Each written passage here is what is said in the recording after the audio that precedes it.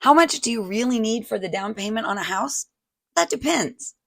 If you're eligible for a VA loan, you don't have to pay any down payment.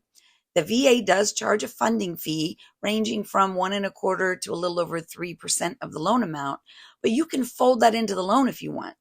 You can also ask the seller to pay your agent as you can with any home purchase, and you can ask for up to 4% of the purchase price from the seller if you need assistance with closing costs. So a VA buyer could purchase a home with no money up front. In some mostly rural locations, you can get a USDA loan with no money down. There are income limits on these loans, and they're not available everywhere. For example, in Pinellas County, Florida, where I'm located, there are no eligible areas. Then there's the FHA loan used by many first-time home buyers. If you qualify for this type of loan, you're only required to put down 3.5% of the purchase price as your down payment. However, FHA loans do have limits on how much you can borrow, and the property has to meet certain conditions, mostly to do with safety. FHA loans, though, charge an upfront mortgage insurance premium of 1.75% of the loan at closing that can be folded into the loan. Plus, they charge a monthly mortgage insurance premium that doesn't ever go away.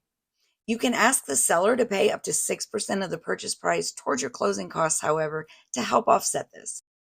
Conventional loans are the last common option. They start at 3% down, but often they're more like 5% down. Some lenders may offer other programs as well. And if you put down 20% of the purchase price, you won't be required to pay the PMI. PMI typically costs 0.2% to 2% of the loan amount per year. So that can add quite a bit to your monthly payment. With a conventional loan, once you reach the point of having 20% equity in your home, you can get that mortgage insurance dropped. How long that takes depends on how much you put down and how quickly your property appreciates in value.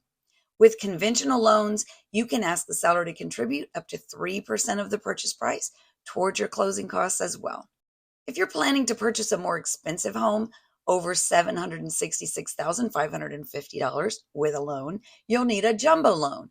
You may be able to get approved with 10% down, but often the lender will require 20% down on jumbo loans.